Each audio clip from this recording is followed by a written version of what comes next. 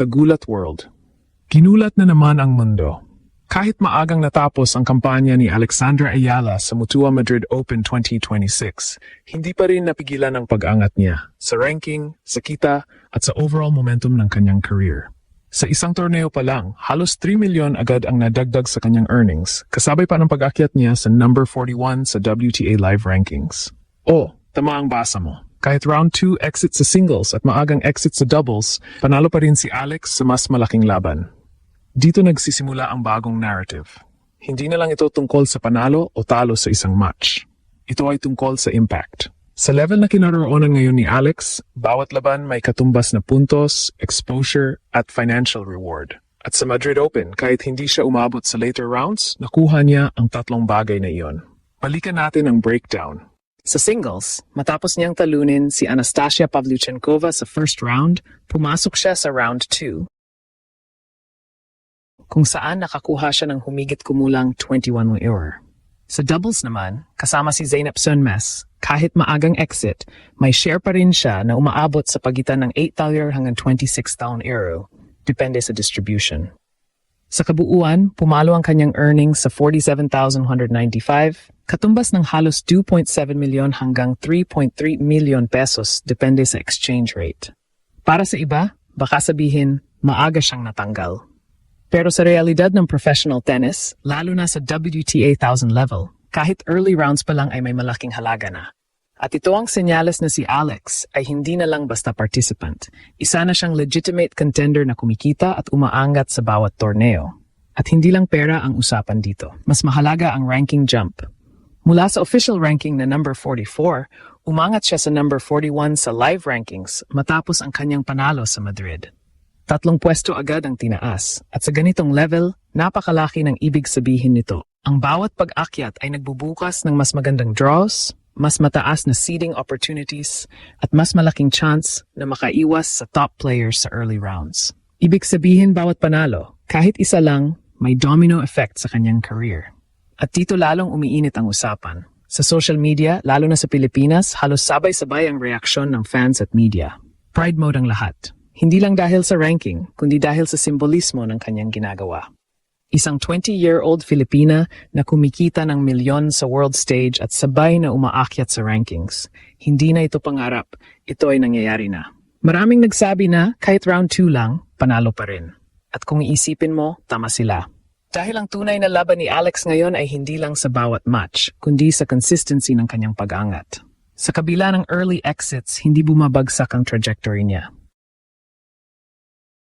Sa halip, tuloy-tuloy ang pagtaas. Ito ang pinakamahalagang indicator ng isang racing star. Hindi kailangan perpektong torneo palagi, basta tuloy-tuloy ang progress. At kung titignan ang kabuuan ng kanyang 2026 season, mas lalong lumilinaw ang picture. Sunod-sunod ang laban, iba't ibang surface, iba't ibang kalaban. At sa bawat torneo, may natututunan, may nadadagdag na puntos, at may nabubuong confidence. Hindi man siya agad nagcha-champion, pero unti-unti niyang binubuo ang sarili bilang isang consistent threat sa tour. Kaya kahit may mga nagtatanong tungkol sa kanyang packed schedule, mas maraming nakakaintindi ngayon kung bakit ganito ang kanyang approach. Ito ay investment. Investment sa ranking, sa experience, at sa long-term success. At ang Madrid Open ay patunay na gumagana ito. Ngayon, mas lalong nagiging exciting ang susunod na kabanata. Dahil matapos ang Madrid, nagdesisyon si Alex na mag-withdraw sa Catalonia Open para magpahinga at maghanda.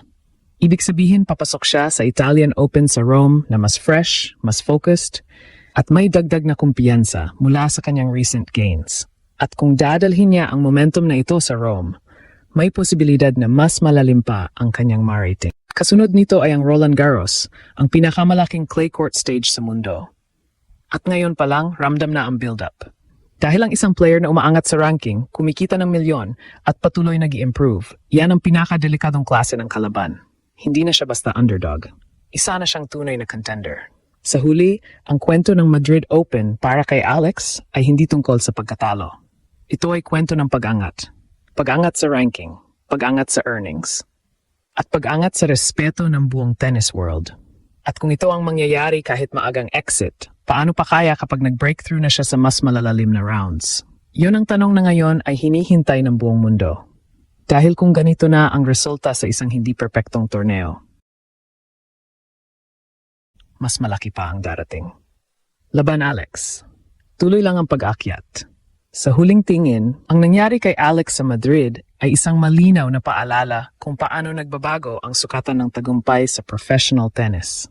Hindi na ito simpleng panalo ka ba o talo. Sa level na kinaroonan niya ngayon, ang tunay na laban ay kung paano ka umaangat kahit hindi perpekto ang resulta. At doon siya pumasa, hindi lang basta pumasa, kundi nag-excel pa.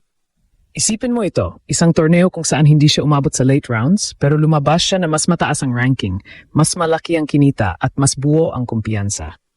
Ibig sabihin, kahit sa gitna ng setbacks, may forward movement pa rin. Ito ang sign ng isang player na hindi lang umaasa sa isang breakout moment, kundi unti-unting binubuo ang sarili para sa long-term dominance.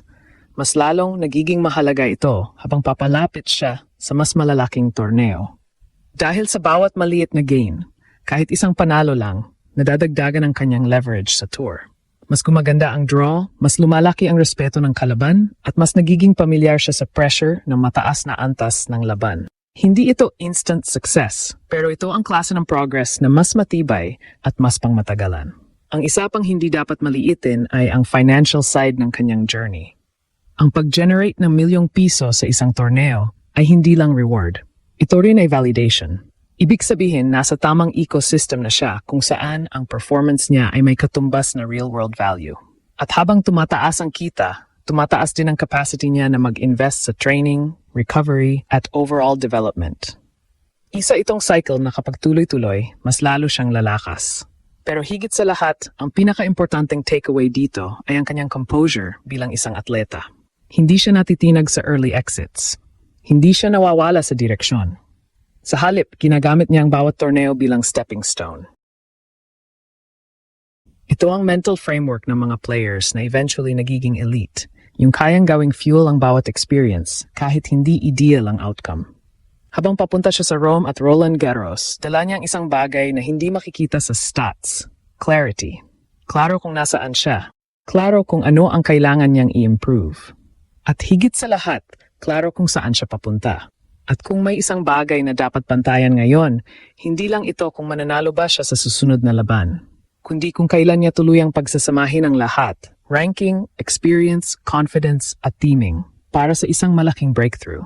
Dahil kung patuloy ang ganitong trajectory, hindi na malayo ang araw na ang mga maagang exit ay mapapalitan ng deep runs.